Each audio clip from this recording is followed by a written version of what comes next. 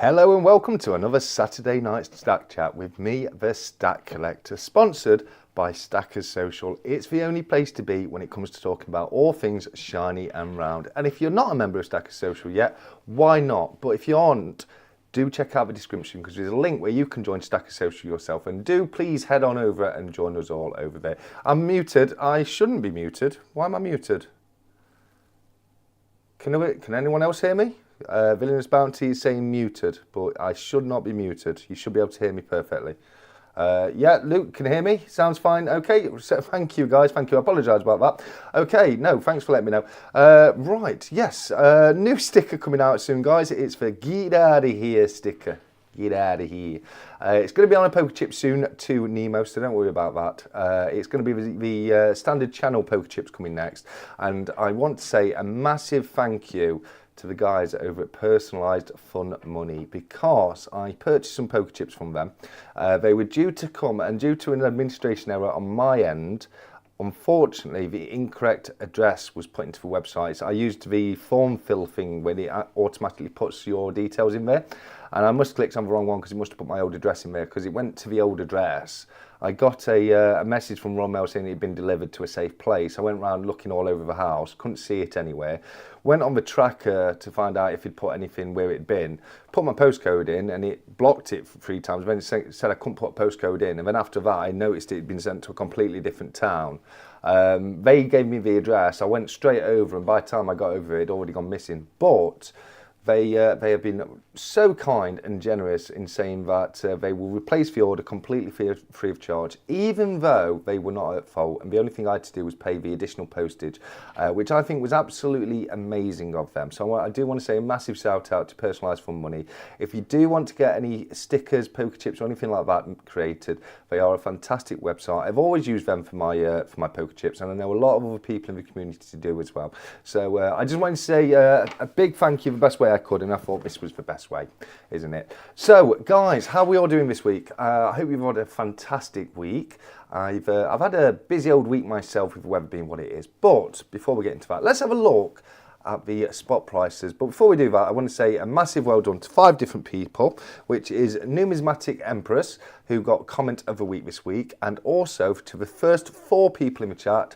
Don't forget, guys, it's not just the first person anymore. I roll the dice 3 times, then take an average of the roll, and today it was 4 people. So those first 4 people in the chat were CY Sterling, Ian Ritchie, Scottish Bullion, and Stacking with Craven. So congratulations to you 5 guys. You've all got yourself 10 growing points apiece.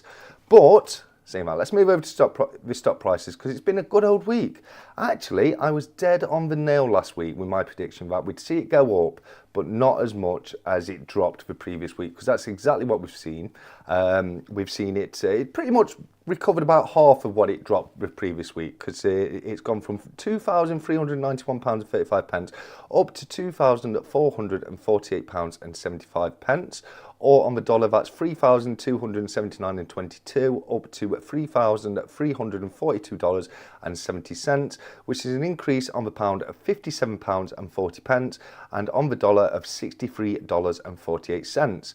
Percentage-wise, that's an increase on gold of 2.4% on the pound and 1.94% on the dollar. So a great week for gold. Silver also had a good week this week as it's gone up from £26.30 up to £27.12 on the pound, and on the dollar it's gone from $36.06 up to $37.02, which is an increase of 82 pence on the pound and 96 cents on the dollar.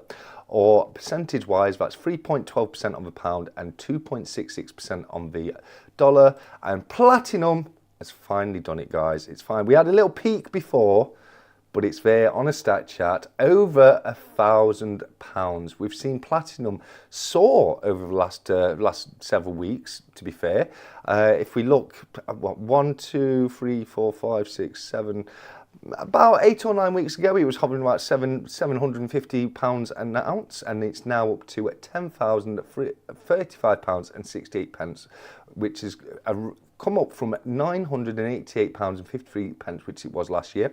On the dollar, that's a rise from 1,355 $1,413.56 up to $1,413.77, which is an increase of £47.15 on the pound, or $58.21 on the dollar, or 4.77% on the pound and 4.29% on the dollar. So a fantastic week across the board there, guys. Absolutely fantastic. It's what we love to see. We've all gained a bit of wealth just by sitting on top of our stacks, which is absolutely fantastic, isn't it? I was going to take a drink, but just feeling the mug, I can feel that it's far too warm yet to drink, so I'll let that sit there and stew. And you may have noticed a new addition to the Stack Chat. You guys are right behind me, so we've had this Stack Chat Interact for quite some time now, and I will just remind you all, the only fully interactive live chat on YouTube, guys. And it's just becoming that little bit more interactive, because rather than me having to go and flip back to the Stack Chat Interact multiple times throughout the evenings, which I will do from time to time, but anything you post will now be instantly seen behind me, right there, if I get the angle right, kind of, there we go, right there. So yeah, have at it, guys. Please be responsible. We all do like to have a laugh and a joke around here, but nothing over the top, and moderators, if you can, please keep your beady little eyes out. I will be doing the same, but if you do see anything inappropriate, please do get it down as soon as possible. I'm trusting you all, because I do trust you all. But that's that's spots prices. So my prediction for next week on gold's very difficult. I think I can see it either going down a little bit more or up a little bit more. It could continue to go up. It's very hard for me to call on this one, but I'm going to say it's going to go down a little bit, just a tiny bit by next week on gold. Again, this is just my opinion, and it's based on nothing tangible at all. Silver-wise, I think silver is going to stay above 27 this time next week. It's back above 27. It's been a little while since we've seen it above 27. We've never seen it over 27 on a Stack Chat. It's always dipped back down below before the Stack Chats. So I'd like to see it. May be optimistic of me, but I would like to see it stay above £27 for next week. And platinum, who knows? £2,000 by next week. It's absolutely storming. But I think we'll continue to see platinum do what it's been doing. This is the fourth week on the trot that platinum has gone up. So could we be seeing the start of a bull run for platinum? I don't know, but it's very likely. It is very likely. All you people that have been stacking platinum for some time, you're laughing at us all now, aren't you? And fair play to you all. I nearly said play flay. That reminds me, guys, if you haven't done so already, please do remember to lick the like button. Give it a good old licking from me, and tickle the subscribe button while you're at it. I've got a Hamlet Mini my friend gifted to me the other night to start off with, and then we've got the end of the K by Karen at Mondaro, and then I might start the barber pole by the end. We'll see how we get on. Louise, wow, it's fantastic to see you here. And everybody else in the chat, I'm sorry I didn't have a chance to go through everyone individually tonight, but I do want to say a big old massive thank you and hello to everybody who's come across and joined us tonight. It's fantastic to have each and every single one of you here. So we'll move on to the articles. Before that, I've not had a lot of community announcements this week, guys. Just don't forget, do remember, if you've got any kind of community announcement whatsoever, do let me know, and I'm always more than happy to give you a shout out in the Saturday Stat Chats. So we'll go on to the news articles for the week, if I can find it here. Here we go. So to start us off, we have, that is the wrong, no, that's not the one I wanted. Where is it? That's not it either. Here we go. Great start. There we go. We're there, guys. We're there. Right. Okay. So, thief caught. Sorry, here we go. I've lost composure completely now. Take a second, back in the zone. Here we go. A man from Peterborough has been arrested in connection with the theft of gold coins valuing at over £30,000 stolen from a house in Oundle last month. The police are currently appealing to anyone to get in touch who may have been approached by someone selling the coins or may have spotted their sale online. It stands as a reminder of how often precious metals are targeted in thefts and the importance of keeping a detailed inventory as well as photographs for insurance or recovery purposes. Now, guys, I want to make this into a talking point tonight, so I'm going to put a poll up in the in the chat. If you guys feel free to answer it while I continue the news articles, we'll come back and talk about the results afterwards. So let me start the poll. And I'm really interested to see what you think of this one. Oh no, that's not a poll, that's a Q&A. I don't want to start a Q&A. Start poll, here we go. So the question is, guys, which one do you think is better, stealth or security? So do you guys think you're better off hiding your stash somewhere where it's not likely to be seen, or are you better off getting something big and heavy, a good old safe that's going to stop them getting in? Let me know in the poll. We'll come back to that very shortly. But moving on with the articles, if I just get rid of that little guy right there. Medieval sword pulled from Dutch river. A remarkably intact iron sword dating between 1050 and 1150 AD has been retrieved from a river in Montfort, Netherlands. The sword was decorated with copper inlays. One side featured a sun wheel motif, while the other shows a Viking endless knot. The sword's pommel shape suggests elite craftsmanship and great attention to detail. The sword survived thanks to the anaerobic clay it was found in, and conservators performed a 10-week desalination and stabilization process. The find appears to be ritualistic in nature, with the sword possibly being deliberately placed, highlighting the ancient connection between metal and meaningful symbolic acts. And then finally we have Ninja Sword Amnesty ahead of ban. A national surrender scheme is currently underway across England and Wales, running from the 1st to the 31st of July, to allow people to hand over ninja-style swords, which will become illegal from the 1st of August 2025 under newly enacted Ronan's Law. Owners can surrender swords at designated police stations, anonymous bins, or via mobile vans, depending on the region. For example, Cheshire, Derbyshire, South Yorkshire, West Yorkshire and Hampshire are all taking part. Compensation of £5 per sword or more with a proof of value is available, but only for weapons owned before the 27th of March 25. After the 1st of August, possession, even on private property, will carry criminal penalties of up to 6 months imprisonment, escalating to 2 years under new legislation. And that brings me on to another poll I've got for you guys. And sorry, I didn't do that. There you go. You should have been looking at that in my last article. But it does all interweave and intertwine, because do you think, oh, I can't answer another poll. Would you look at the results of that one is 52% security and 48% stealth, which is very, very interesting. Let me end that one now, and and while we chat about that, I'll put another one on there, which is, should people be able to own samurai swords at home, yes or no? Because, you know, it highlights, we're still just as at risk from having a home invasion or burglary as ever. But we're now being told we're allowed to own less and less things in the home. Now, obviously, it's very different carrying something out and around on the streets. I've got no tolerance for that. It shouldn't be out there at all. But do you think that you should be able to own one in the comfort of your own home? That's the question on that one. But before we do that, we'll go back to security. And do let me know, guys, what... without going into too much detail for your own security purposes, but what do you do at home? Do you have a safe? Do you have one of those digital safes? Do you have an analog safe? Or do you have a really good hiding spot?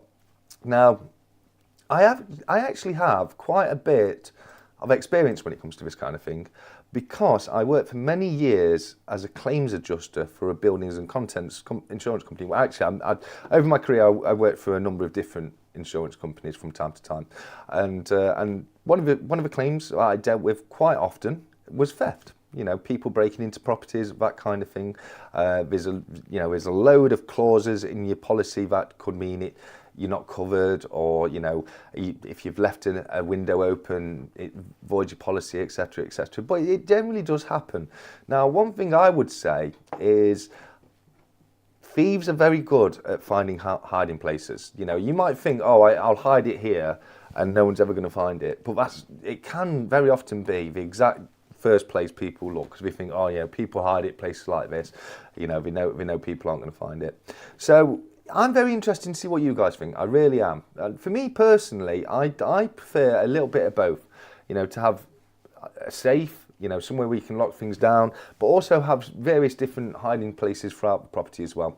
You can get things like those stash cans. They're meant to look like just a normal tin of beans. You can put in your tin cupboard and hide things that way. You've got those the plug sockets. They just look like a plug socket, and it actually turns out to be a safe behind it. I think they're fantastic. But when it's products like that, they get about, don't they? And people do tend to see them. So do let me know, guys. What are your thoughts on it? We'll move on to the swords after it. I'm more interested in the security at the moment. Yeah, I'll come back to that in a minute, VB. I was talking about hiding places on Discord, but I don't think it's PG enough for stack chat. Thank you. No, we can be serious at times around here, guys. We do like to have a laugh and a joke, but you know, at the end of the day, it is it's still very valid topic to talk about, isn't it? You know, when it comes to securing your stash, and as we saw, it was only last month, you know, one poor old chap got £30,000 worth of gold coins stolen like that. Luckily, it looks like they found the guy. They are, you know, appealing for witnesses, etc., but they have made an arrest on it, so we'll find out on that one. But it was very neck and neck, wasn't it, on the poll? You know, a lot of people thinking hiding's the best, a lot of people thinking, you know, securing it's the best. One thing I will say, if it comes to digital locks, you know, those they're about that big, rectangular, about that big. It's got we've got a little turn key on it, and we've got the keypad as well. Don't buy those. They're useless. They truly are useless. I can break into one of those in 5 minutes flat without even using a tool. The only thing I need is my fist. It's the only thing I need. You literally just whack on the top of it. You've got to hold on to it and keep jiggling like that. Get a good bashing on top, and it'll be just enough for it to catch the mechanism inside. You can break into it. I got one on a house clearance that I bought when I used to do the market stores, etc. And obviously you buy safe, you want to know what's inside, don't you? There was nothing in there, to be fair, but it took me 5 minutes to go on YouTube, see a quick video, and then boosh, I was in. And they're just not the most secure way to hold your precious metals in any way, shape, or form. So yeah, I'm interested. Let's have a look what some of you guys are doing. Object that ain't weapon, no jail, no, we're talking about they're no good. Flathead screwdriver will be inside in minutes. Don't even need a flathead screwdriver, mate. Don't even need a flathead screwdriver. You just need to whack it on the top, which is why I've always said, if you're going to go with a safe, an analog key mechanism is by far the best way to go. You know, you can pick locks, of course you can pick locks, but some locks are very difficult to pick, and it takes a lot longer to pick a lock than it does. You know, a lot of these digital pads, etc., they're great, but you can get devices that can overrule them, etc. I do have a digital lock, but I have it, you know, I've got redundancy of having a analog mortise deadlock as well. Old couple had a legal safe in my area. Burglars robbed them. They had to hand the key over as they started hammering their fingers until they gave up. That's another, yeah, that's another way to look at it. You know, if I mean, well, hopefully it's a situation nobody ever comes in. If you're ever going to be burgled, the best situation is to come back home to a broken window and to find you've been burgled, isn't it? 365 showing a picture of his safe on there. Great save. I saw the video he did. He did a great video with this, and he rightfully, as I say, went for a key lock as well, an analog key lock, and I think it's the way to go when it comes to safes. I really do personally. But do let us know what you know. I mean, I say it's the way to go. Obviously, a digital safe is better than no safe. It's better than just having something lying around, especially if it's screwed in somewhere. Now, one way you can make them a lot more secure is if you can get them so they're boxed in, so you can't get access to the top, because you do need to give them a good whack on the top to get them to open. So there's ways and means of doing it, and you can obviously get those things like the wall safes that are hidden behind pictures and that kind of thing. I have a sporting goods safe that bolts to the floor, 2 locks, and each key is separate safe. Would recommend one Yeah, a lot of people say that, or you can get things like shotgun safes as well, things like that.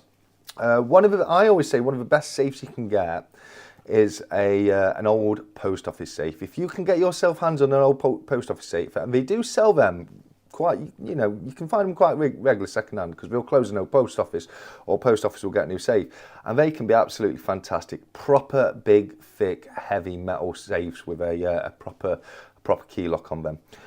Police told old man on our village walking stick does most damage when he got charged for going to kitchen and getting a knife. Well, yeah, I mean, you can do a lot of damage with a walking stick, can't you? That's for sure. Trouble with safes, if someone comes in and hold a knife to your kid's throat, you're opening the safe. Well, I haven't got kids personally, and we were saying that hopefully they'll not be in. But again, if you're hiding your stuff and someone holds a knife to your throat and says, where's all your stuff, I assume under the same premise, you're going to tell them exactly where it is as well, isn't it? So under that circumstance, it wouldn't make any difference. If you're going to give your stuff up, which obviously rightfully so under that circumstances, you're going to give it up either way, aren't you? It doesn't matter if it's in a hiding place or not. I mean, as I say, hopefully it never happens when people are home. And the chances of people robbing you whilst you're at home do go down a lot. I mean, a huge amount. People, normally burglars will try and avoid occupied properties as much as they possibly can. It sometimes happens, if it ever happens, it's normally in the middle of the night, in the early hours of the night, and they'll try and get in really quietly while everyone's asleep and get back out. That does happen quite a lot as well. But as I say, most of the time, things happen when people aren't in. When they've gone out and people have they'll case the joint, they'll have a walk around, look through windows, see if you can see anyone inside, they'll look to see if there's cars on the driveway, that kind of thing. Very often they'll do some sort of canvassing. So they'll go around with leaflets, that kind of thing, a few days beforehand. Whatever the excuse is, they could be raising money for charity, they could be spreading awareness, whatever it is, but knocking on your door, and while they're there, they're having a quick nosy around, looking at your security, looking at what you might have, move on to the next house, and they'll take a list down, and that happens a lot. So you've got to be careful what you say to people. If anyone knocks on my door and I haven't invited them, I haven't got a lot of time from being there, to be honest with you. They should contact me and let me know. I always get a little bit worried and a little bit wary with canvassers, for sure. War safe, standard safe key, OP, floorboard safe, safety deposit box, offsite. Yeah, all very good options for sure. I once read the best place is in a cardboard box next to conspicuous looking safe. That's not, I mean, obviously that's can be hiding, as I say, it's I can see why it was pretty much 50-50 neck and neck, because hiding it is very valuable at times, you know what I mean? If they can't find it, then you've got away with it for sure. You know what I mean? So yeah, hiding and that's the best place to hide something is in plain sight. It really is. People, when we start looking for hiding places, we'll start looking for nooks and crannies. Where's this here? Where's that there? You know what I mean? If it's something plain and open, like it could even be just an open cereal box. You could have it in your kitchen cupboard next to your other cereals, things like that. People have done things like that, which works really well. It does work really well. So there are pros and cons for both options, really. I think our best protection is just prevention. Be wise with your address and who you tell about your stack. If it's unknown what you've got, then you're a lot less likely to get robbed. 100%, Luke. 100%. That is very true. That is very true. That will stop people coming out and targeting you as an individual. But as I say, most burglaries, they won't be targeting individuals. We're targeting areas, and it's why you see a lot of burglaries in a certain area over a short period of time. And it's like I say, they'll go around with an excuse, scoping different places out. So I completely get what you're saying there, and you're 100% right. Not telling people about it is the best thing to do. But if someone's going to break in, what, which is best under those circumstances. If say you're out and someone's hit your area and they've broken, they don't even know you've got a stack. They're out for what they can get, aren't they? You know what I mean? Which, and another thing to consider is they're going to take anything they can get hold of quickly. You know what I mean? Which is it's another pro for hiding, really, because once someone sees a safe, they're going to think something's in there valuable. Safe equals valuable items, doesn't it? So, if they see a safe, they may stay a bit longer and try and get into a safe. It may just take this. If it's one of those small safes and they're able to do it, they'll just pick the safe up and take it with them and get into it wherever they're going. That'll happen a lot. But same as I say, they'll come in, take a laptop, take an iPad, take a mobile phone, that kind of thing, car keys, etc., etc. If you can hide it well enough. And I think on average, a burglaries, I may be slightly off on this, but I think the total average time of a burglary is about 7 minutes. 7 to 10 minutes, they try and get in and out within 7 to 10 minutes, because obviously the longer they're in a property, the higher the risk. They want to get in, get out, and be on the way, don't they? You know what I mean? So, yeah, I mean, it's very interesting to see what all you guys are thinking, though, for sure. I think our best protection, we've said that. I've got a golf club in my room. Look, I'm not against that. I'm not against that. If you wake up to a noise in the house, I think people have to protect themselves when you're in your own home. And I personally think people should be free to defend themselves however they need to be. If someone's gone and broke into your property, I'm absolutely with you there, Louise, on that one. The post office are tighter than anyone, so I can believe that. Yeah, exactly. Big, fantastic safes, they really are. A lot of prison time. If they did that, they would have to kill me. I mean, it's all right saying that, Jumping, but if 5 fairly big blokes broke into your house, mate, it doesn't matter who you are. They're gonna make you do whatever they want to make you do. It doesn't matter if you're Chuck Norris or not, mate. You know what I mean? Reality is reality, and it's all right saying that someone breaking your fingers one by one isn't going to make you stop anything. But reality of the situation is, it probably would, mate. It probably would, and it does happen. We've heard in the stack time. Purple burglar alarm. Here it is. Here it is, Nima. I was waiting for it. There we go. Right, wait. Let's have a look. Sorry, my chat's just jumped. They used to put their gold coins in the bottom of their curtains back in the day. Yeah, it's curtain weights. That's a good. That's a good call. I've even heard of people painting kilo silver bars black and using them as doorstops, hiding them in plain sight again. Golf, a good walk ruined. Mark Twain. Hide your stash in hollowed out book. Guaranteed most miscreants and ne'er-doers wells will never rob them. They may not rob them, but what they may well do is just knock them all off a bookshelf just to see for stuff like that. Loafer, to be honest with you, mate, it's they'll rummage through things. They're not bothered about being tidy. They'll just throw things around till we get to the bottom of something. You know what I mean? So a book safe can be brilliant, but again, if it's somewhere people know to look, if you know what I mean. The tip: put the biggest dog water bowl outside at your back door. That's not a bad call either. Make it. I mean, having a dog is fantastic security, isn't it? Having a large dog in the house.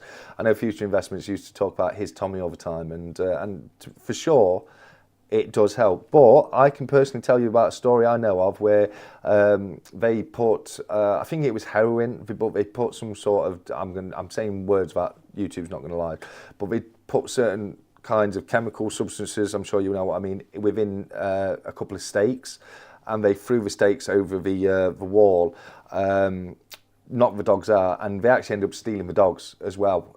Took the dogs with them out cold, because dog theft, it happens more than you think, to be honest with you. So having a big dog can be great, but it won't. I don't think there's any 100% perfect option, is what I'm saying. You know what I mean? I think we've all got the pros and the cons. The pros of a big dog is they will keep a lot of people away. The cons are the constant walks, the cleaning up of mess, the constant, costs of feeding said dog, etc., etc. But hey, a dog can never be too expensive, could it? I love dogs. What's this? Jack Stacks has said. Oh yeah, about the curtains. I can't find it myself at times. What if you get broken into by a serial killer? I mean, it's like I said, mate. If anyone breaks into my house when I'm in, I'm having at it. I am having at it. I'm not messing about. You know, I'm defending myself tooth and nail to the point that, you know, if it's the end of me, I'm going to do everything I can to make sure I've got their DNA under my fingernails or anything like that. You know what I mean? And yeah, absolutely tooth and nail. There's only so much you can do. You know what I mean? What if you get broken into? Yeah, we've said that one. Jokes while it used to be solves. Yeah, I can imagine. Holiday busted kids keyboard is a good bet. Yeah, something like that. Inconspicuous, but also in plain sight. Hiding in plain sight, make the house secure so they can't get in the first place. Yeah, I like that. You also get things like dummy safes. So you've got a safe where it's, you know, they might waste the time. They might waste the time trying to get into it, and then they finally get into it and it's empty, and they're like, oh bloody hell, how long have I been here? You know, we've got to get out of here. The police are going to be on the way. Get out there. Another fantastic, you know, way to prevent things is things like CCTV. You know, make yourself known that you're doing whatever you can to secure your property, because that will help. You know, they will. You know, if you go down the street canvassing, they're gonna know which doors have got ring doorbells and which ones haven't. It might not be a ring 𝘂𝐵 or whatever the make is. They will notice things like that, things like where the cameras are pointing, that kind of thing. So there's definitely things you can do to lower your risk, and that's all you can really do is work on ways to mitigate your losses, as we used to say in the insurance industry. But that's the best you can do, and then as I say, have insurance to cover things if that does happen, and make sure you. And another key thing, and I can tell you this from experience as being a claims manager, is at the very least take photos of your stack. Preferably keep list of everything you buy and when you buy it, and also keep the receipts, etc. But at the very least have photographs of your stack, because you will need to prove your losses once you make the claim. The insurance company will want some sort of evidence that you own the items, so it's always essential to have some kind of evidence of your stack in case of that kind of loss. Apart from family and the cleaner, nobody gets in. Well, yeah, that's fair enough, jumping, but that's not necessarily realistic to everyone, is it? A lot of people out there, they have very active social lives. They'll have people coming and going. They might have kids. They might have teenage kids. Those teenage kids have got friends coming around, etc., etc. You know, the reality of it is you can't always make a home into a fortress of isolation. You know what I mean? So, you know, it's brilliant for you, mate, but that might not be realistic to somebody else, is what I'm saying. Serious question, if you do own one, what should you do now? Sword. So going back to we'll move on to the swords now, guys. We'll move on to the swords, and it's 54% yes, 46% no, and again, very, very close, very close. I'll be honest with you, I'm on the yes side of things there. I am on the yes side of things, but it's important to remember this isn't all swords. This is ninja swords, and specifically ninja swords with a tanto blade, so a tanto edge on it. And what a tanto edge is, it's ones that I've got we've got two cutting edges, so it's got the normal cutting edge all the way down it, and then it goes up at a sharp angle, like at the end. You know what I mean? So that's a tanto blade, and that's the kind that's being made illegal. At the moment, you can hand them into the police through various means. Contact your local police if you want more details on that. And they are offering some compensation. £5 per sword is nothing. As someone who collects swords, it's ridiculous. It's an insult more than anything. £5 a sword. You know, depending on the sword, they could cost hundreds and hundreds of pounds. And anything that's not just a wall hanger, as they're known in the sword world, is going to cost you at least a couple £100. You know what I mean? So I think that £5 per sword is a bit of a joke. But if you've got the proof of purchase, you will get more for it. So luckily, I'm not affected, because my sword collection doesn't consist of any samurai swords whatsoever. It's rapiers and sabres and things like that from European history. So even if you own swords, it doesn't necessarily mean the sword you own is going to become illegal. But going back to the conversation of whether or not you should be allowed to own it, I definitely think you should be. You know, I think people. the thing is, I try and put myself in the other person's perspective and try and see things through their eyes. And I understand, you know, having them out there does increase the risk of somebody taking them out and doing something tragically stupid with them, like what we saw to Rowan. I get that. I do get that. But, in my opinion, when that does happen, should be come down on like a ton of actual bricks. You know, it should be made example of, and there should be no tolerance for it. You shouldn't be able to take away from it, because for everybody out there who is a lunatic and would do something stupid with it, there's 1,000, 10,000 people that would have it just sat on the wall, doing what it's supposed to be as a decorative piece, as a bit of interesting history. Now, one thing I do need to look into, and I don't know if this is going to be this case or not, because this is new legislation and it's new law. Now, with the swords I've got, some of those could be illegal if they were new swords, but because they're actual pieces and they're actual antiques, they are allowed under law. It's like a sword cane. Sword canes are illegal unless it's an actual antique sword cane. And I think to be an antique, it's got to be over 125 years old. So antique sword canes are allowed under law, but modern ones aren't. So I don't know if this is the same case on this. I know previously with samurai swords, you weren't allowed to own them over a certain length unless it was made by traditional methods. So i.e. it was hand hammered rather than being a modern reproduction work.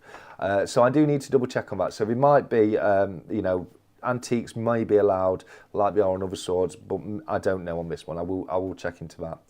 My best thing is definitely the safety deposit box. They won't get in that. Most of my gold is in that, and most of my stackers, I've got silver. It's my peace of mind.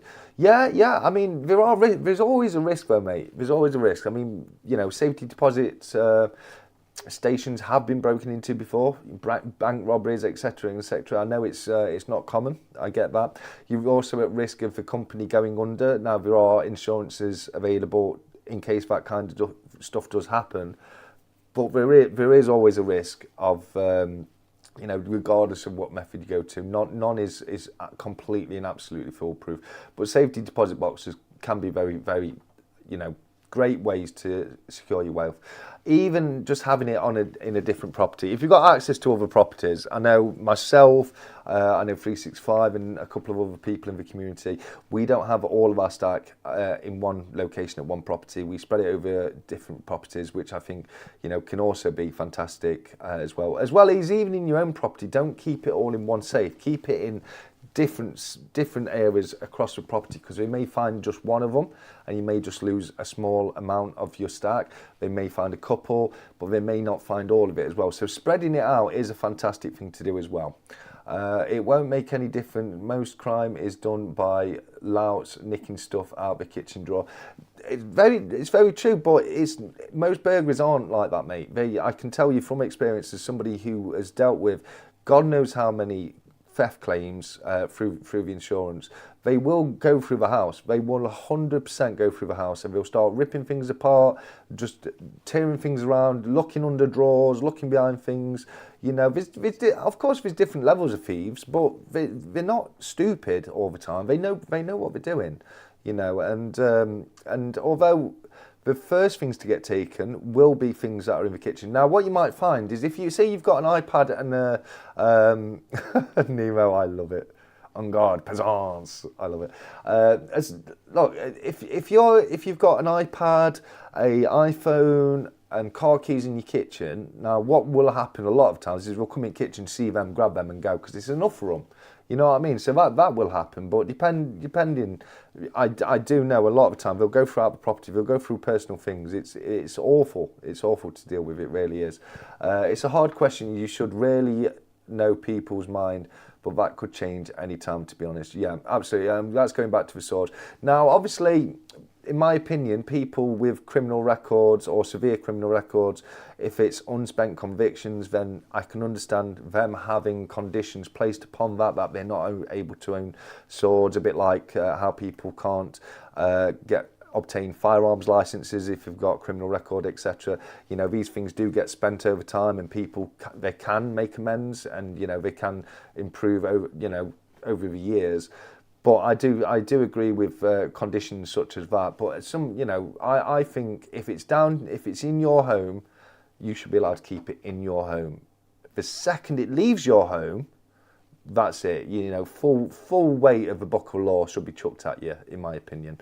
But it's interesting to see what you guys think on both of those subjects, because both of them were very, very close, pretty much 50-50 on both of them. And, you know, it goes to show that, you know, especially on the safety, security versus stealth, both do have a lot of merits. And I get it with the sword thing. It's putting danger in society.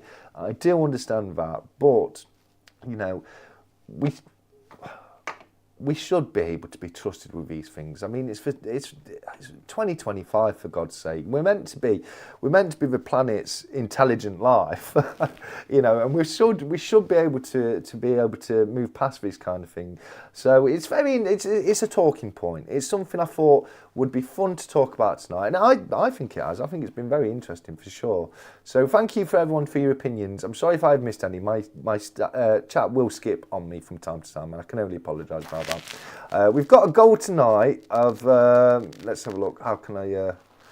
That's not. It's not doing it. I thought we'd have a light goal of 65 tonight. See if we can get there tonight. Doesn't matter if we do, doesn't matter if we don't. It's just a little bit of fun. I think more people are killed using cars as a weapon than a ninja sword, but I guess that's a new law to come. You're not wrong. You're 100% wrong. You're not wrong. The problem is society is so dependent on cars.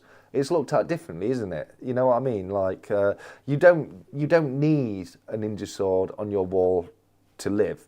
A lot of times you may need to be able to drive to earn a living, etc., or get to work, etc., etc., in the modern world we live in. So I get the point you're making, Baron, and I absolutely agree. And you're right. Many more people are killed than cars per year, maliciously too. And that's why if you ever intentionally hit anyone with a motor vehicle, it's an attempted murder charge. That's what you will get charged with if you intentionally hit somebody with your motor vehicle. It is attempted murder or murder if you kill them. So you've got a point there. You absolutely have got a point there, Baron. I get what you're saying, mate. Not getting my swords. They're not after your swords, mate. They're not after your swords. Your long swords, absolutely okay, just like mine. It's it's ninja swords with a tanto edge. Let me just. I'll show you exactly what I mean. And as I say, they look very square at the end, and we've got like a 45 degree angle on them. But if I get a picture here, this is what I mean. That one will do. That's getting big. So this is a tanto blade here. There you go. So you see what I mean? That's a tanto blade where it's got the secondary cutting blade at the top. So ninja swords that have got that on them, that's what's getting banned, mate. So you're all right, Stephen. I'm all right. It's a certain kind of sword. So yeah, if you do have any and you are planning to keep them, just bear in mind they are illegal after the 1st of August. So you know, keep that to hand. You will, even if you're found with that in your house, you're looking at a prison sentence. So it is, you know, it is big news. It is big news because I know a lot of people like myself. I like to collect swords. Luckily, it's not the kind of sword I personally like to collect. I'm not against samurai swords. I possibly would have picked one up at some point if I could have got a nice, actual, or authentic. Yeah, like Villainous has just put in there. That's a tanto blade right there. So that's going to be legal. It's between 14 and something. Inches on the length. If you look at the full article, that will tell you. Yeah, this is from 𝗖𝗺𝗺𝗃. Yeah, but even if you ban the swords, the knife gangs still run around with machetes and kitchen knives. Only way to stop that is to ban kitchen knives. Won't ever happen. Again, you're right, 𝗖𝗺𝗺𝗃. You're right. So this is something people need to understand. Now, what happened to Ronan was a tragedy. It was an absolute tragedy, and these things. Now, I might sound callous saying what I'm about to say, and I don't mean to sound cold and callous. I'm just looking at it objectively. That kind of thing whips up a whirlwind in the press and the media, and it's very emotionally hard hitting, and people quite rightly feel very strongly about these kind of things. So they get up in arms about it. So then what the government is doing is they're looking to show that they care, and we've got your best interests in heart. So what we're going to do is we're going to ban these Tanto-style samurai swords. But what 𝗖𝗍𝗺 has just said is completely and utterly true. It won't stop. Anyone who wants to go out with a knife on them will still go out with a knife on them. You can get a kitchen knife like that. There's machetes that are a tool. There's various other types of knives, other types of sword as well. They're only banning one particular type of sword. So you're right in what you're saying, 𝗖𝗍𝗺. You're not wrong at all. It's putting a band-aid on a bigger issue, and the problem is, due to the nature of a wound, you can never fully stitch it up, because people are going to need to use kitchen knives. There's no way around that. It's kind of the same as what Baron said about the cars and killing people with cars, and that's that's not going to, we won't get rid of cars. You are right in what you're saying, and there is a very valid point to be made there, mate, for sure. The law in Scotland is insane. I have firearms licence, but to legally own an air rifle, I had to apply to a second licence, classed as an air weapons certificate. We need that now. So over here in the UK, air weapons you're allowed to keep an air weapon if it's bright. It can be bright blue, bright orange, but it has to be like a bright colour. You need to be able to clearly see it's an air weapon. To own an actual realistic looking air weapon, you need to have an airsoft licence, and you get them by being a member of an airsoft club where people go around and they shoot each other, but in a setting where it's okay, and everyone's game for it. You know what I mean? So we do need to have a software licence down here as well, if you want the realistic looking guns. But you can legally purchase the ones that are designed to show that they're an air weapon. You can buy them just over the counter. But I get your point. It's a bit crazy having a full fire arms license and then having to reapply for a little air gun license. You know what I mean? It's very very weird, that is. I think it's 5 foot limit if the sword is traditional, Japanese made or antique. The sword is seizure exempt. Is that still the case, OVB? Because, as I say, this new law is only coming into play on the 1st of August. So, that may have been the old exemption, and it may not still be the exemption going forwards. I'm just saying to people, do make sure you double check if you do own one. The 5 foot swords, they're fantastic. They're like, it's like what was his name, who fought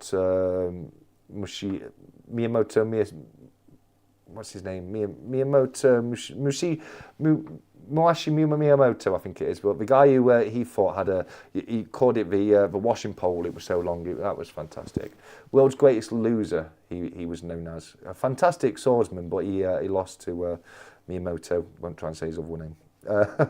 I used a boiled kettle of water when some crackhead broke into my flat and called the police on me. I said I slipped and dropped it when he frightened me. Fair play, fair play.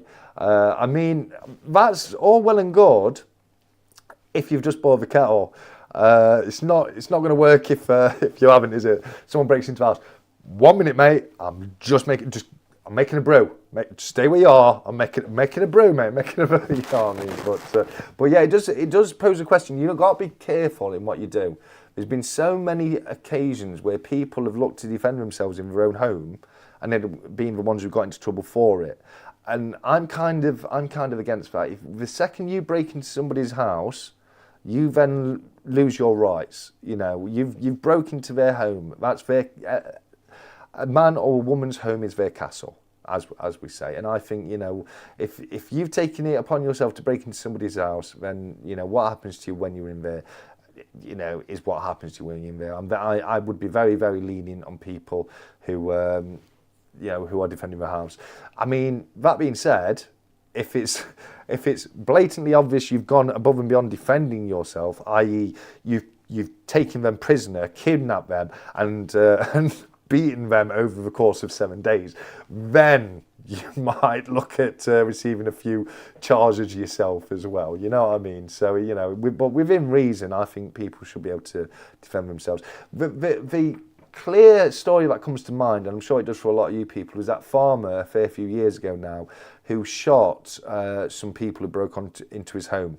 And he ended up getting done for shooting them. One of the reasons he got done for shooting them is he shot them in the back, so he shot them as we were running away. Very, very difficult one. It's a very difficult one, and I see the opinions on both sides of the fence on it. You know, but it was a very. I'm sure most of you know what I mean. A farmer was at home. He got broken into. He disturbed them whilst they were trying to rob him, and as we were running away, he shot them. And you know, a lot of people said he was in his rights to shoot them because we were on his property, but he did end up going away to prison. Knife crime in Nottingham is worst in the UK. It's definitely up there. It's every now and again it will teeter, and like other areas might, you know, but it's always up there, and it is definitely one of the worst cities in the UK for knife crime. I know that for a fact. I lived in Nottingham for many years. I still live in Nottinghamshire, but I lived in Nottingham for many years as well. And I lived in the heart of Nottingham, and I saw it all firsthand. And it does happen. The problem with where are we? God, I've missed so many.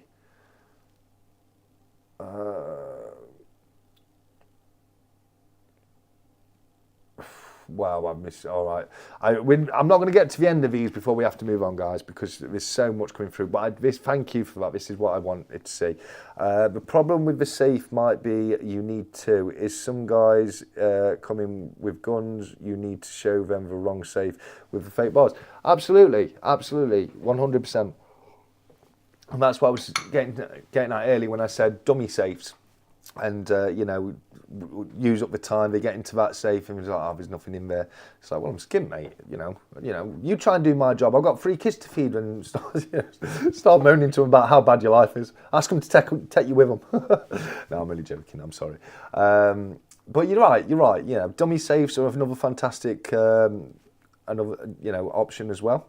I meant knife crime is mostly done with stuff, I've got you. I get what you mean, Robot Toaster. I completely understand what you mean. So rather than, but it was right what you're saying. A lot of burglaries are snatching grabs, and they'll walk past. You might see your door open. You might even be just at the bottom of the garden. You might even just be getting something out of your car, but we see a phone right there and we just grab it and go. And that happens quite a lot. So that's why I misunderstood that. But you're 100% right.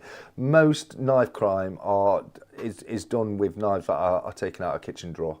You know, kitchen knives, chef knives, that kind of thing. You're not wrong at all. I've got some knives mostly in my bag, says Colin. I like that. I think we've all got a knife or two in our back, haven't we, mate? You know what I mean? Organised crime is super clever these days. You won't even know it's happened half the time. That's true as well, Villainous. That is true for sure. You know, absolutely. And it's blazing as well. Like I was saying, it happens under people's noses as well right now. I remember, this is only a few months ago. It's definitely within the last 2 years because it's since I moved into my new house. I went down to the local shop. And as we were walking in, this guy, he literally had his hands just full of stuff like this. And he just walked out. It's like, I'm like, what's going off? I didn't click. He was so blatant about it. I didn't even click what he was doing until he'd gone, because as soon as he got out the door, he legged it. And I was like, I would have stopped him. But it's just his skinny youth, and he's just walking around with it, and his lasses behind counter, like, has he just walked out? I'm like, bloody hell. But they're so blazing these days, it's unbelievable. This is from Baron. I tried to buy a pair of scissors off eBay. I wanted photo proof of age, but I also bought a wood axe, and that did not need photo ID. Just for loony lefties. Well, I'm not going to say loony lefties. You know, I mean, these rules, they come from a good place. You know, they do come from a good place, and I get that. But it's like, you know, it's like you say, and I get that. There's been daft items I've bought and I've needed ID before they give it to me. I mean, when 𝗕𝗂𝗺𝗺 sent me some monsters, they wouldn't let me have them without the date of birth, would they? You know what I mean? That caused a big 𝗕 because he didn't put his real details in when he ordered it, so we had to try and find the date of birth he used. But yeah, it's, you know, I get it. I do get it, because, you know, it's Big Brother state, isn't it? You know what I mean? And I am against that when it comes down to it. But you know, it's a very difficult one. It is a very difficult one. You know, just because someone like me can be trusted with a knife on the wall doesn't mean that other people out there won't be stupid enough to take one and do stupid things with it. But I think the point with that is, as we've made, nothing you will ever do will stop that. People will find a weapon. You know, one thing we're good at as a species, one thing we're bloody good at as a species is turning things into a weapon. I think it's our biggest talent as a species is weaponizing things. We weaponize literally everything if it's possible to be weaponized. So I completely get the point you're saying, that, you know, regardless of these, you know, if you take swords away, they'll use kitchen knives or wood axes or anything. You take them away, they'll find something else to use. Nemo's got a nice flashlight. I used to have one of those, security torch. A security torch. But is that a mag light?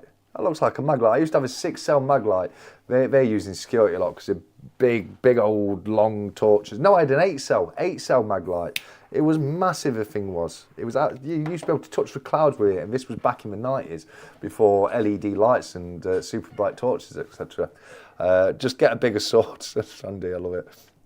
The right to defend our home should be a right. Yeah, not an excuse for the law to hit a homeowner. I agree with that.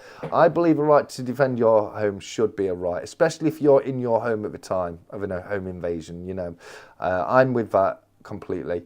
So look, I think we should have guns, to be honest. I know a lot of these cardboard cutout gangsters would think twice. A lot more knowing people had guns in the gaff. The guns one, Luke, is very, very complicated. Because you're 100% right. You're 100% right in what you're saying. In the hands of a defender, guns are fantastic. Absolutely fantastic. The problem is, you allow guns in society, and the amount of people that are going to use guns as the aggressor will also go up. You know, the people will start robbing places with guns. It already happens now. And guns are illegal and quite frankly difficult to get. It's not easy to get your hands on an illegal firearm, and it still happens. So if they were made legal, yes, you're right. People would be craven. I love it. People, you know, would be able to defend themselves better, but it would also up the other side as well, and you'd have a lot more people being held at gunpoint as well. So it's a double-edged sword on that one. See what I did there? Went back to swords. But you know, again, you're very right in what you're saying, but you've got to understand you would see the other side of that as well. You are so productive, 𝗕𝗂𝗺𝗺𝗵𝗿. Week ago, 1,000 videos, and now 1,044 already. Check that out, 44 videos in a week. Only 𝗕𝗂𝗺𝗺𝗵𝗿 could. And pray to God that there's intelligent life out in space, because there's down here on the earth. Name that tune. Oh God. I can't think of it, mate. Anything can be used as a weapon if you're imaginative enough. You're not wrong. You are not wrong there at all. You know, everything can be used as a weapon if you are imaginative enough. You're right there, Nemo. On a serious note, showing a weapon can often be a thing that escalates the situation if you stack with your life. Now, that's completely true. Now, when it comes to weapons, you've got to remember, when you bring out a weapon, you are introducing a weapon to a fight, and don't think for 1 second that weapon can't be used against you. So if you bring out a weapon, there has to be a part of you that is willing to use it if you need to use it. If otherwise, you could just be giving your opponent a weapon. And that is 100% true. You know, people who bring something as a deterrent, just, you know, understand that what can happen is, if you are bringing it as a deterrent and you're a bit shaky-handed, it don't take no time at all for someone to snatch something out your hand. You know, these things, this is what you want to understand. These things happen in split seconds, in nanoseconds. My security dog is too busy watching the stack chart. Oh, look at that cute little guy right there. If I move out of the way, you can just see him, bless him. But yeah, you've got to be really, really careful on that one. You really have got to be careful, because you could just be handing your opponent something to use against you. It happened to me. Something happened to me quite recently. I mean, I did talk about it on the channel. I got followed home the whole way by some guy. He thought I cut him off in the city, and I've no idea what he was talking about. But he obviously took a real issue to it. He followed me the whole way home. I ended up having to go down a bit of an alley, and I had my axe in my car from work, and I got it out because he was trying to follow me home, and I didn't want him to know where I lived, because I didn't want him to come back at 3 o'clock in the morning a week later with 3 of his mates, break into my house and do whatever. So I took him down somewhere where there were no cameras, etc. And I took my axe out of my car, and I told him in no uncertain terms what he was wisest doing at that given moment. And unfortunately, he got it back in his car. He drove off. I drove the other way. And that was the end of it. And I did that because I weighed up the options. And same as I say, if I'd have let him follow me home and find out where I live, I was letting him come back at a time where I wasn't prepared for it. And like we were saying earlier, it doesn't matter who you are. If somebody gets the drop on you, you know, that's it. It doesn't matter. You know, you can be Bruce Lee, Chuck Norris. It doesn't matter. If someone outnumbers you and they've got the drop on you and they outgun you, you're toast, basically. And I wanted to make sure that didn't happen. But you know, at the same time, if I'd took that out and things had got heavier and escalated, it could have been the worst decision of my life. That could have put me in prison for a long time, that decision. And thinking about it, you know, it's the kind of thing I think about. You know, you get it out for defence, but you know, as we see so many times, people initially trying to defend themselves, they can be the ones who end up in trouble. You know, and you've got to be genuinely careful when it comes to taking things to defend yourself, etc.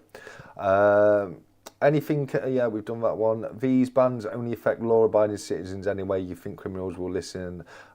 Just disarming before licking my hands.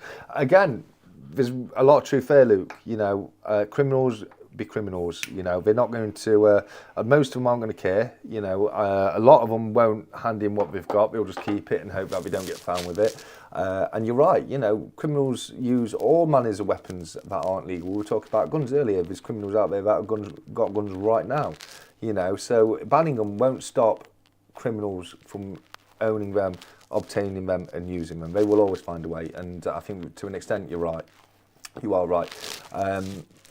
The flip side, and I always try and play devil's advocate, and I always try and, you know, see things from both sides. The flip side to that is, you know, having more in society increases the risk of something happening with them. But like we've said earlier, if we didn't have that available, would they not just use something else instead? And I'll tell you now, majority of times, yes, they will. Yes, they will.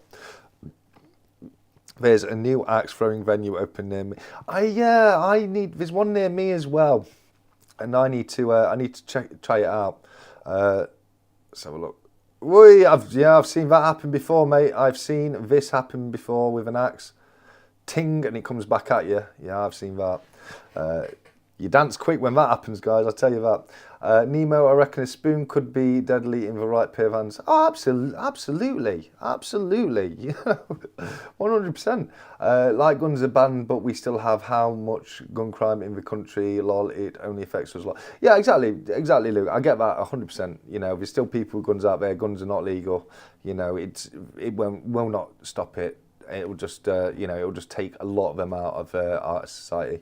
The short samurai sword is a tanto. You're right, but I'm talking about a tanto blade. So a tanto blade is what I showed you earlier, and you can have the longer style swords with a tanto blade, and that's what's been made illegal. But you're right. I do believe tanto is the name given to the accompanying shorter blade that samurais did wear as well. But yeah, it does reflect to the tanto edge. These things are evil. I've been got with one of them before. I have the Bug Zapper tennis racket, burglars knives. I have this. I think you're coming off best on that one, Craven, mate. Cut his art with a rusty spoon. We know what your favourite movie is. Love it. A good couple of Brits in a sock is a good enough for me. That'll yeah, you know, you can do a lot of damage with that. I love this one, BBA. Got Texas Chainsaw Massacre there. It always makes me laugh. You know, when you go into a haunted house and someone comes chasing you like that, I always just stand there looking at them, and they keep doing what they're doing. It's like, whoa, you just stand there like, you're a guy in a costume, and I know you're a guy in a costume, so how am I supposed to be afraid of you? You know what I mean? It's like, they'll come up, you all right? Yeah, you're all right. I'll walk off. It's so funny. Geez, was working in gardening today, and I would feel a lot safer if my missus had a ninja sword member hedge trimmer. I don't know, mate. I can be pretty badass with my hedge trimmers, you know. Yeah. Although I'd like to have a crack at a bush with a samurai sword. See if I can get the angles looking as good. Just seen your message. Yeah, being busy, mate. Yeah, you have, buddy. You really have. Nemo's right. You can lead a horse to water, but a pencil must be lead. Stanmore, I love it. So look, you have to play devil's advocate when it comes to these topics. Yeah, I think you do. You have to at least try and see the other person's perspective, don't you, mate? I live in an area where weapons are commonplace, as did I. Not so much now, but before, very well. I will always live in an area where weapons are commonplace because I've got them all over my arse. But they're all legal to own. And as I say, not subject to this ban. They're a different type of sword completely. So I'm all okay, just as Freeze with Ease is. You'll never deter a nutcase. That's true. You know, you'll never deter a nutcase. Sometimes you do have to. You have to meet force with force. Sometimes you have no option. That is very, very true itself as well, Ray. 47 Ronin from 1962 is a good movie. What did you think, Trudell? What did you think of the Keanu Reeves version? Let me know on that one. But you're right, the 62 is a great film.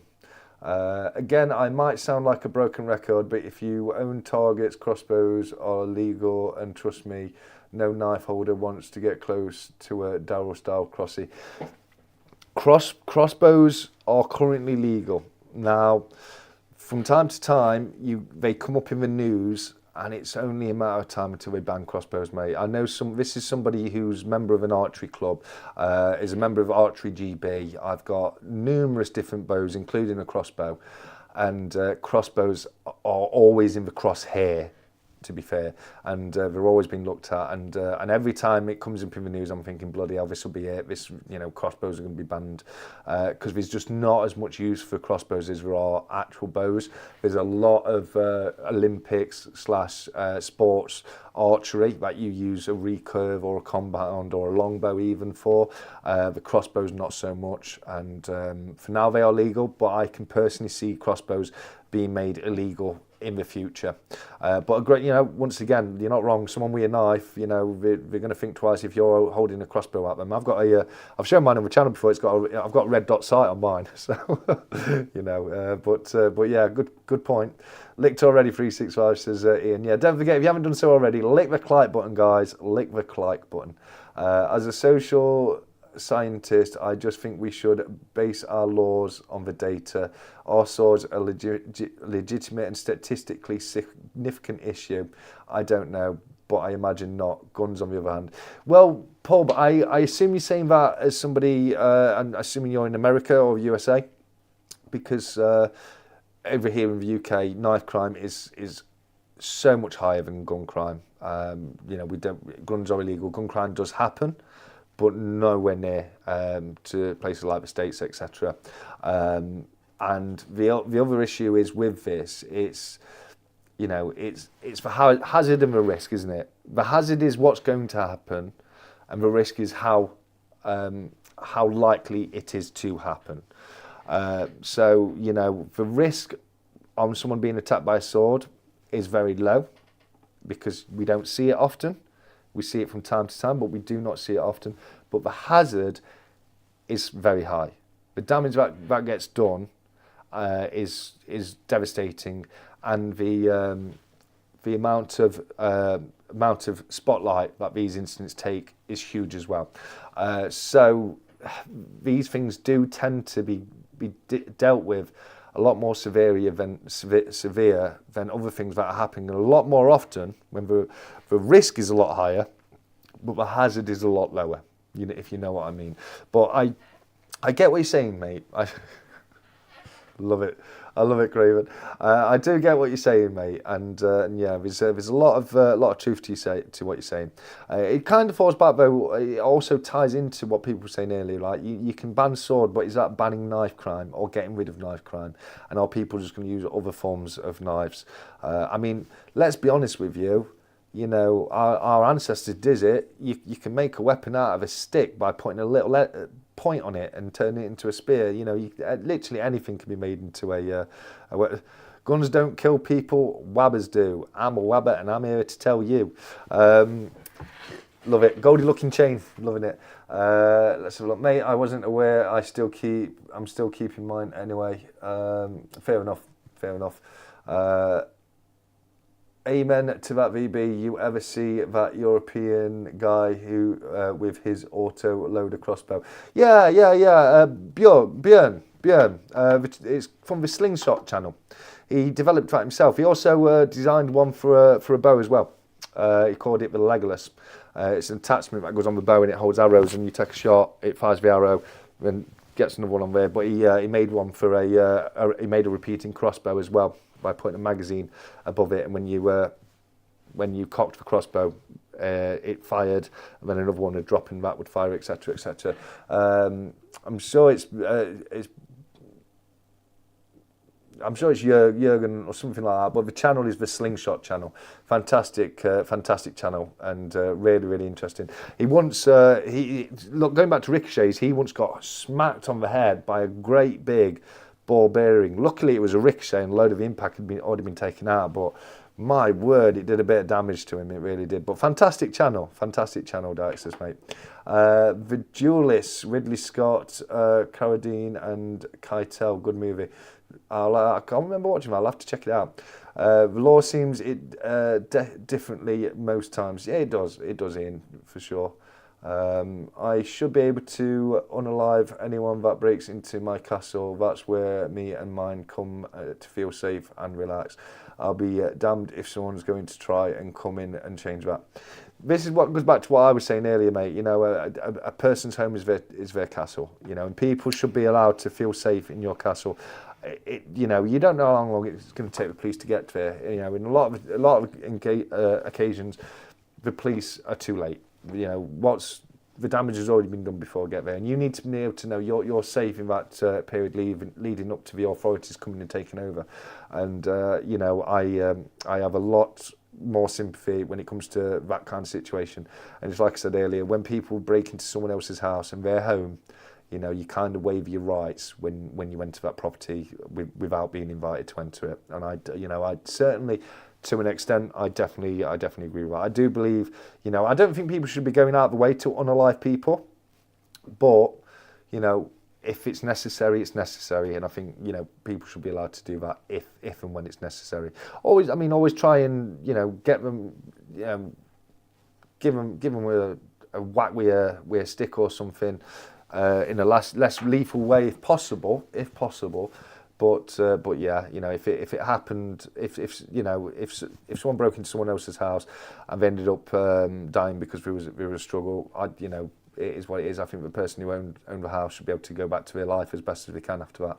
They've already gone through something bad enough, and it wasn't their fault, or you know, it was nothing they did.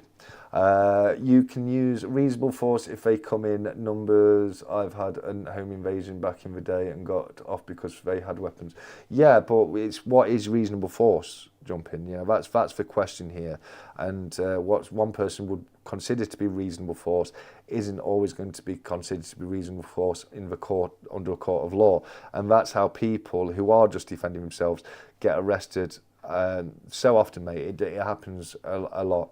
The more outnumbered you are, and the more armed they are, the more force would be reasonable for you to use, mate. You know, but it's that big question of what is reasonable force. You know what I mean? And that's the issue.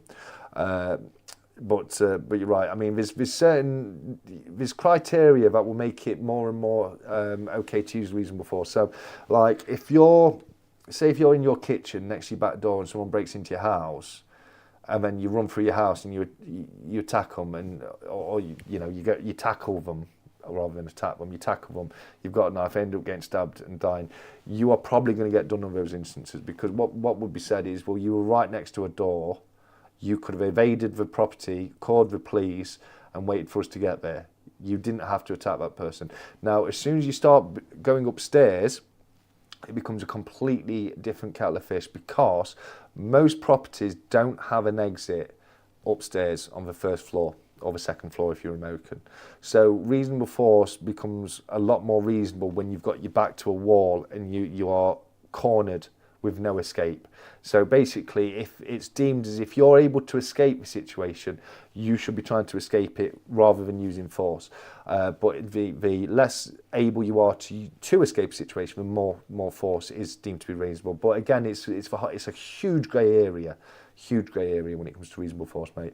I think it was the second or third time they tried to rib him, Tony. Soz gone. I'm not sure what you meant there, mate. I'm sorry.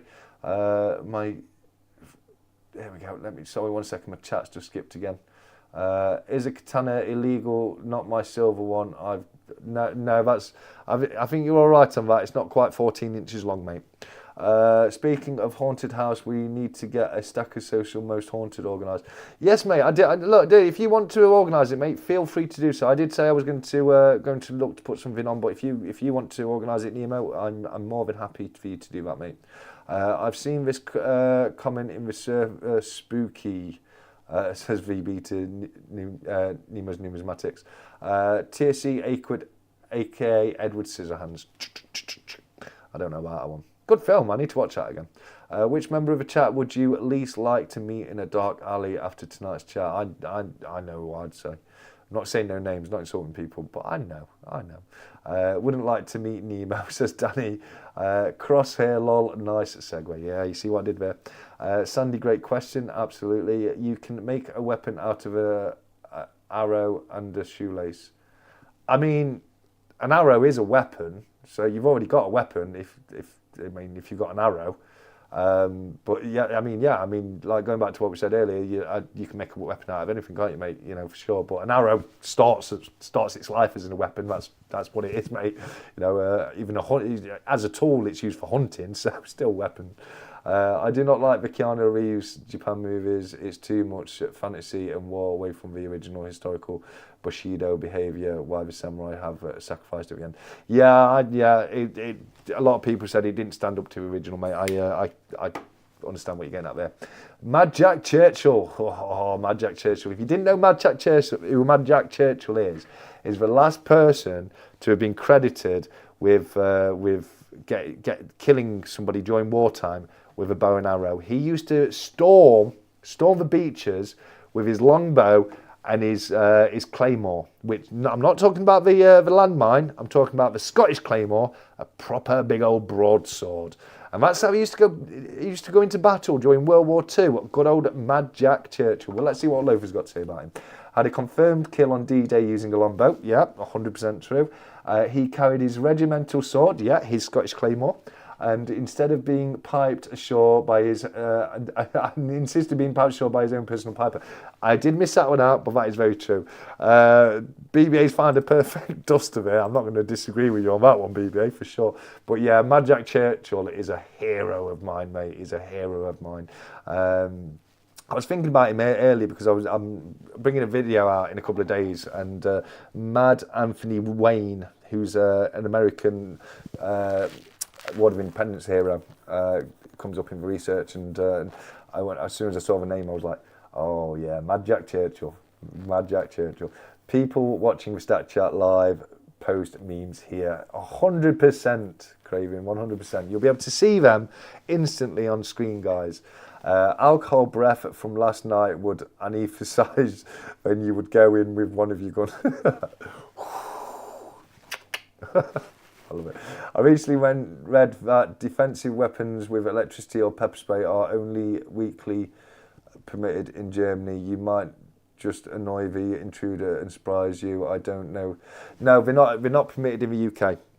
We're not allowed tasers, stun guns, or pepper spray in the UK. We're not allowed. That again, I think things like pepper spray and stun guns or tasers, I think should be allowed. I think, you know, when you've got women out there walking at night, late at night, I'd feel a lot better if they could keep something like a bit of pepper spray or a taser in the handbag with them. I would personally feel better about that. And I can tell you now, pepper spray does work. It 100% does work. You are not just going to annoy somebody. That stuff does hurt. You get that in your eyes, you can't do anything. You can't open your eyes. I had it done to me as a gag. It's actually a video. I don't know if it's taken down or not, but it was a video on my old channel. And for a laugh, I let somebody spray me in the face with pepper spray. And I'd seen a load of videos on it, and people were like getting sprayed and instantly going ah. For me, I got sprayed, and it was about 10 seconds, and I was like, nothing to it. All these wusses on the internet, and by the time I got to there, it started kicking in, and it was like, wow, it was torturous. I for that period of time, I was questioning why the police were allowed to use this unfair, torturous treatment on people. It literally feels like somebody's holding your head into the embers of a fire. Your whole face is just burning. It's horrible.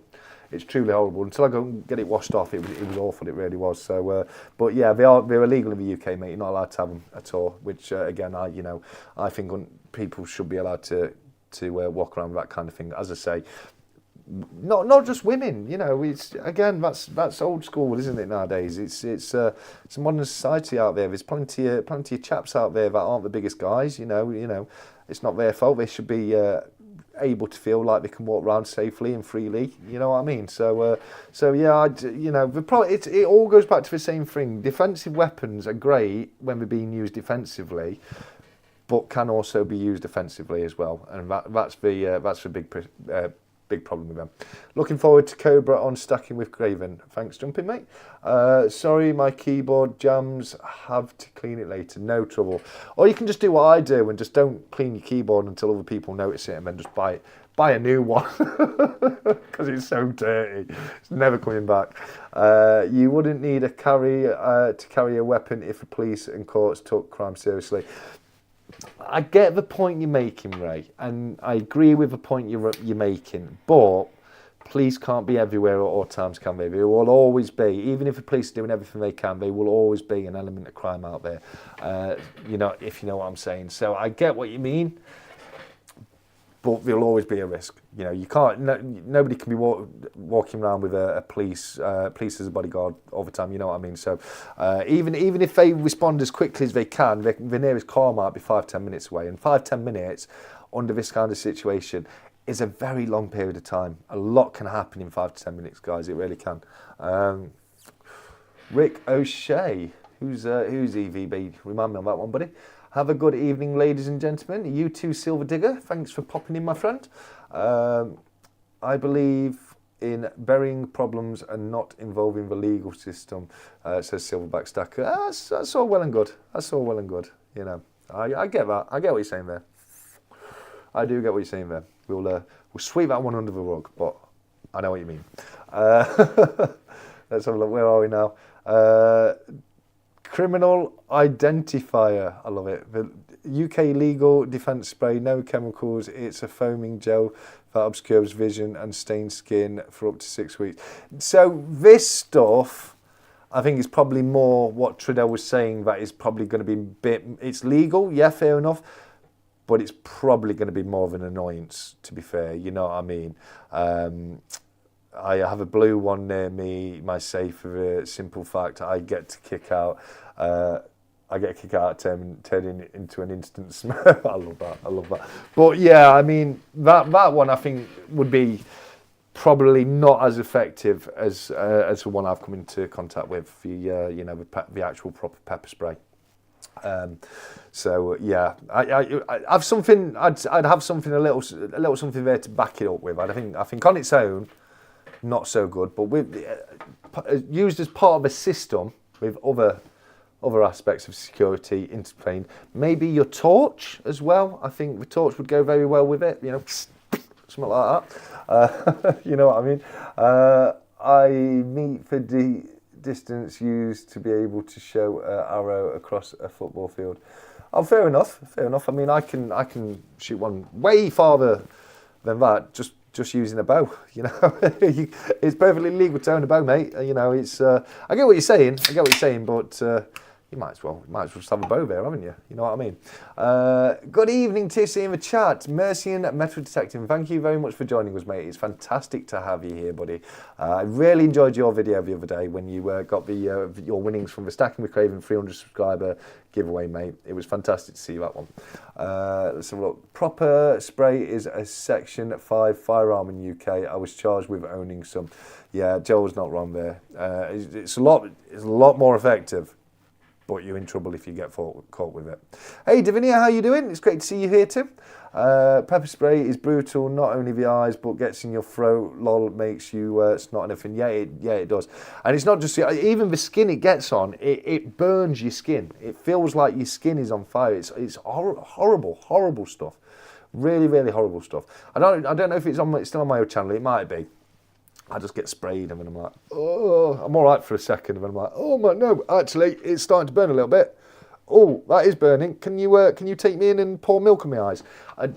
Milk helps. The spray's acidic, so if you pour an alkaline on it, it helps to neutralise the pH.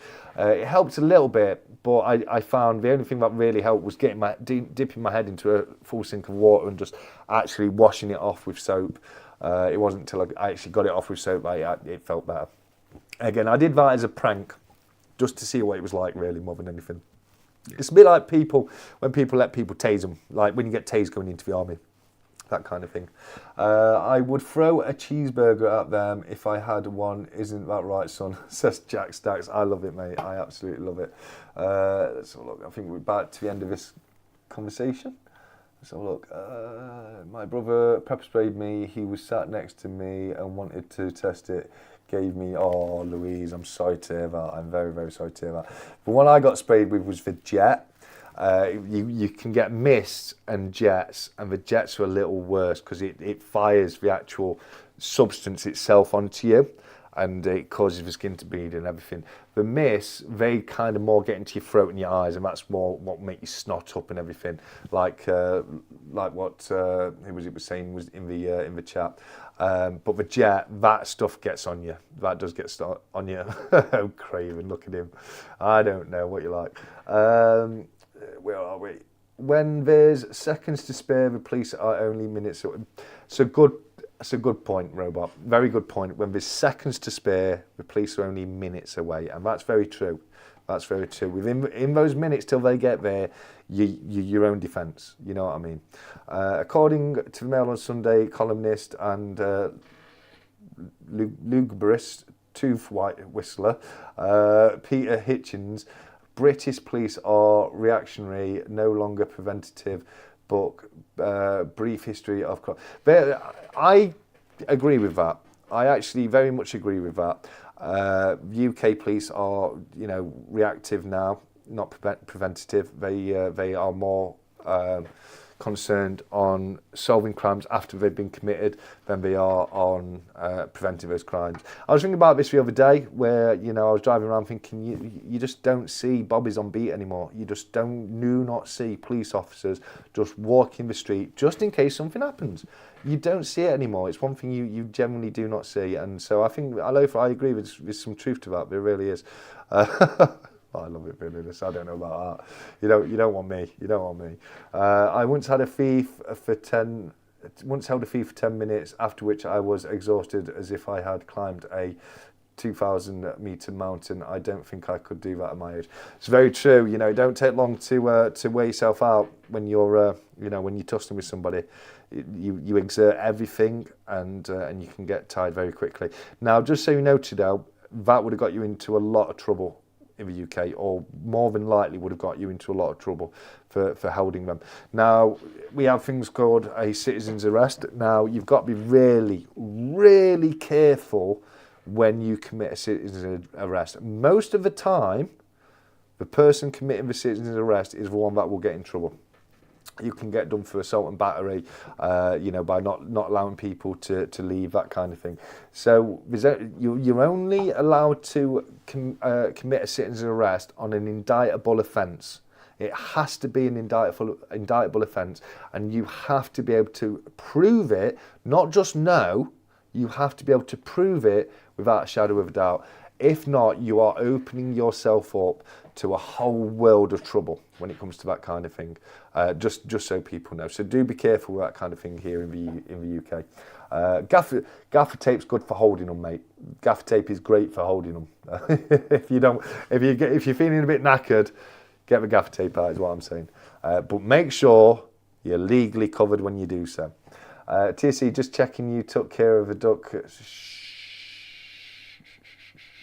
Just undone it all now, ain't you, Craven? Just undone it all now, mate.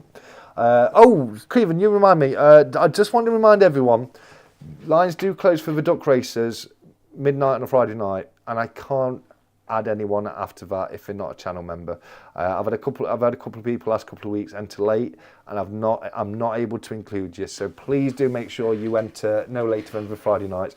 I've already put the post up. I'm dead early. I've already put the post up. We haven't got the word yet. I think we're probably going to go with sword this week. We'll go with sword. So there you go for next week's post. It's already up there, guys. So if you want to go across and press and say sword, that's brilliant. Silencing golden, duct tape is silver. I love it. I love it. Police are great. When my mum got home robbed, it only took 2 days for the police to turn up. A tip, someone that works at call centre, if you want police there fast, say I think they have a gun. Something like that. But then you're opening yourself up to things like, I don't know, perjury and making a false report to the police and that kind of thing. The police are not going to like it when they turn up and they find out that they've been lied to. So be careful. Just be careful. I think they might have a gun. I think they might have a gun. Is a wiser option to use rather than they've definitely got a gun. You're leaving yourself open to interpretation, and it's a little bit safer that way. But yeah, no, I get what you're saying.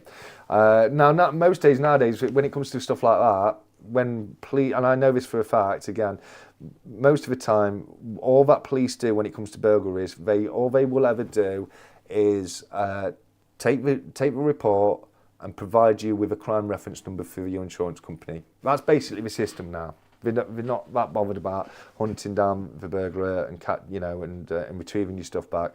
They're there as a reporting system so you can go to insurance company and claim your goods back.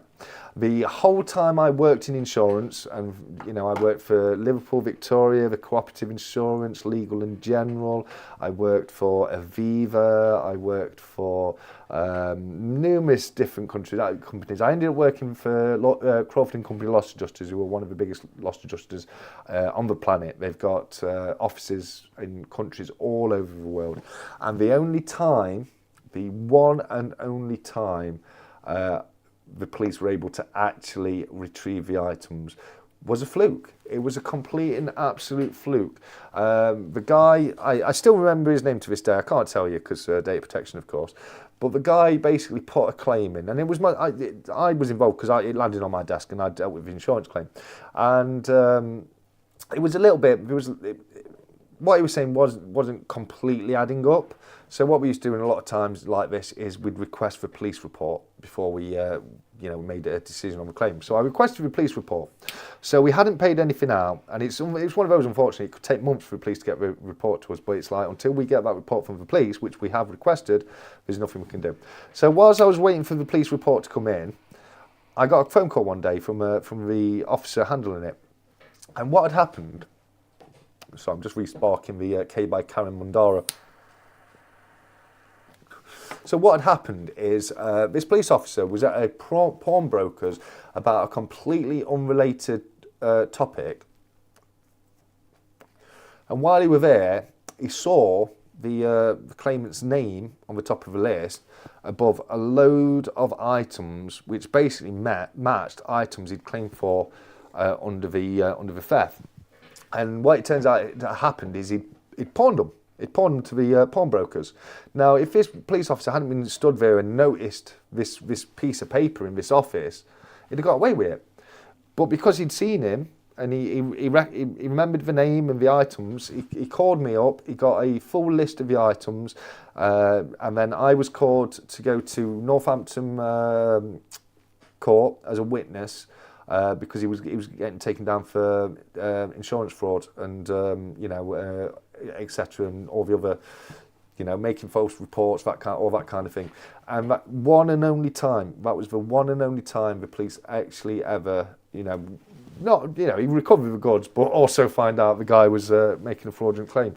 So you're 100% right. I'm so patched. Look at me. I need to read it. Let me do my. Well, let me make it as bad as possible so I can do something about this. Where are we? That's the wrong one. I want not that one. I want this one. That one. Put that over there. Filters, chroma key, and I think that's about the best we're going to get it. There we go. Sorry about that, guys. Stack Chat, Duck Race, Magic Work Tattoo. It's sword, mate. It's sword tonight, guys. We're going to go with sword because we've been talking about swords, etc. Let's have a look. Right. Hey, nerd. How you doing, buddy? Great to see you. Right, okay, so that's fantastic conversation, guys. Absolutely love that. It's kept us going for a good old bit of time. I've got a few bits to open tonight, so we'll do those next. And then after that, it looks like we'll be just about time to head on over to the ducky paddocks for the ducky races. Witchcraft bruise remover. Yeah, absolutely. That's what that was, Baron. 100%.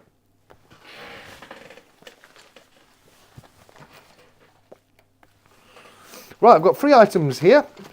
We'll start off with the item on top. I had no idea. I know I'm pretty sure one of them's come from Jack Stacks because I know he sent me some poker chips. So I've gone with. I'm in shorts today, guys. I'm in shorts. Check it out. I want to be comfy. I want to be comfy. Waist down.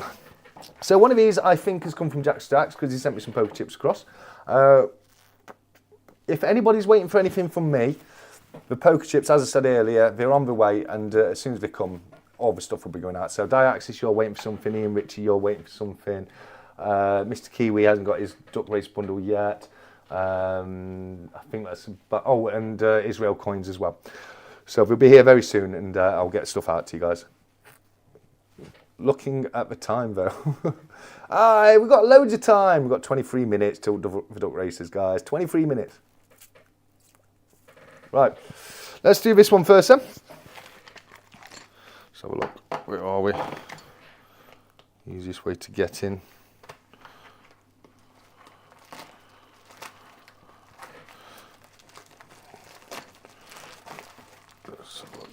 It doesn't cut very well, this plastic does.